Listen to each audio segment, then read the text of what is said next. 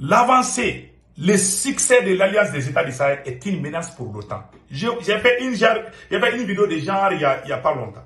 Maintenant, on va lire ce qui est écrit ici et après on va donner des explications.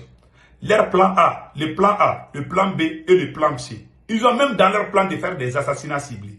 Vous avez vu ce qu'ils ont fait au président rwandais là, qui a provoqué les génocides là. Quand le président a pris l'avion sur les mains, un missile a attaqué l'avion. Voilà, ils ont tous ces plans. Je vous dis, nous ne sommes pas en sécurité. Voilà pourquoi nous devons être très vigilants. Voilà. Dans ces derniers temps-là, il faut que nos dirigeants fassent beaucoup attention. Ces gens sont aux abois. Ils ont échoué en Ukraine, ils veulent venir en Afrique. S'ils échouent en Ukraine et en Afrique, ils sont finis, ils sont cuits. Ils ne veulent pas se laisser faire des... Il y a des pièges où ouais, ils ont levé des sanctions contre le Niger. C'est parce que l'espace du Niger est interdit. Donc quand ils lèvent les sanctions, ça va être... Ils auront l'autorisation de passer sur le ciel du Niger. Donc ils peuvent espionner à travers ça, tout ça.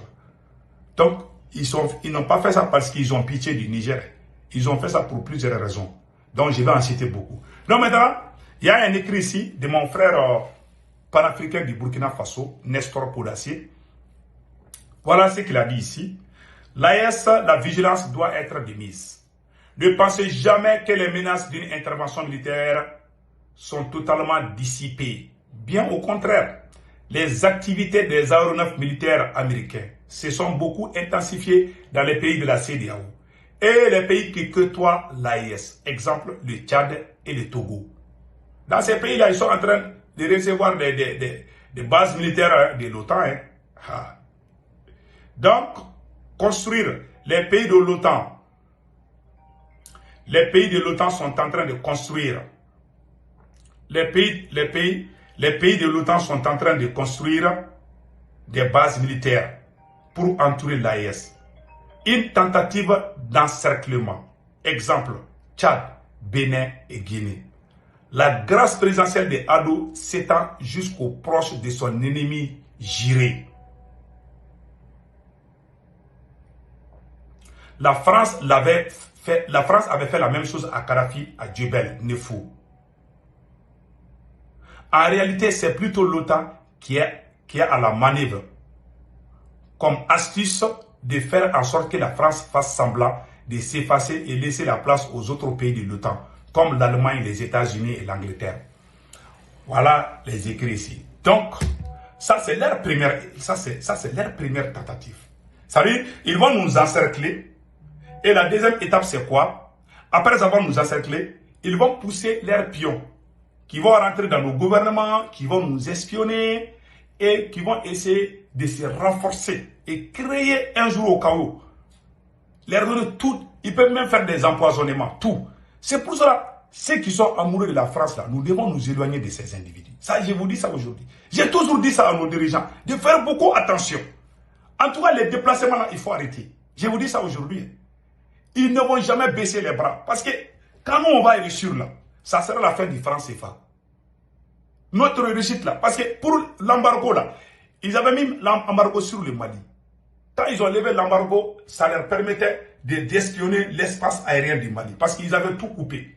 Ils ont vu que ça ne marche pas. Ils ont vu que le peuple même est amoureux. Le peuple est amoureux de leurs dirigeants. Le peuple est fier de leurs dirigeants. Donc, la deuxième étape, c'est de faire l'amitié avec nous. Ils ont fait la même chose avec Kadhafi. Ils ont combattu Kadhafi pendant plusieurs années. Ils ont mis embargo sur la Libye. Ça a même renforcé la Libye. Donc, ils ont essayé d'être amis. Kadhafi n'a pas compris leur jeu. Kadhafi est parti à Paris. Kadhafi avait cessé d'acheter les armes avec la Russie. Donc, c'est comme ça qu'ils ont eu. C'est comme ça qu'ils ont eu Kadhafi. Et puis, quand ils ont su au bon moment, ils ont frappé Kadhafi. Quand vous regardez le cas du Mali, le président Assimi Goïta, ils sont allés, la Banque mondiale va amener des projets, blablabla, bla. Ils ne vont pas faire ça gratuitement. Ces gens ne donnent rien gratuitement. C'est pour cela que beaucoup de panafricains sont fâchés. Le rapprochement du président malien et avec la Banque mondiale. Moi, je suis d'accord. J'ai dit la même chose. J'ai même dit au président Assimi, les voleurs que nous avons chassés au pouvoir, ce sont eux qui sont en train de revenir au pouvoir. À travers colonel Ablaye Maïga, que je respecte beaucoup, et colonel Maliki Diaw. Il faut qu'il fasse attention. Même si vous avez des parents qui sont parmi ces voleurs-là, il faut les écarter. Si vous les avez, le peuple va se révolter. Et cela risque d'entamer un autre coup d'État au Mali. Nous, nous ne souhaitons pas ça. Nous ne voulons plus voir ces voleurs. Point par point final. On a dit, je le dis en bambara, je le dirai en français. Même en chinois, je vais dire, si je connais chinois. Donc, ce qui se passe au Mali est inadmissible et n'est pas du tout acceptable. Nous avons fait notre révolution. Les révolutionnaires sont écartés. C'est des voleurs, des fainéants qui sont en train de venir en grand nombre.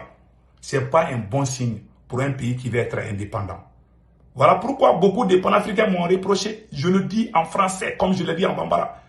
Vraiment, il est temps que le président Assimi Goïta fasse une réunion avec ses collègues pour vraiment travailler avec des vrais révolutionnaires. Voilà les échanges. Parce qu'ils sont intelligents. Ils vont envoyer leurs pions dans le gouvernement. Donc, nous devons être vigilants. Donc, c'était ça. Passez excellent week-end. Que Dieu sauve l'AES.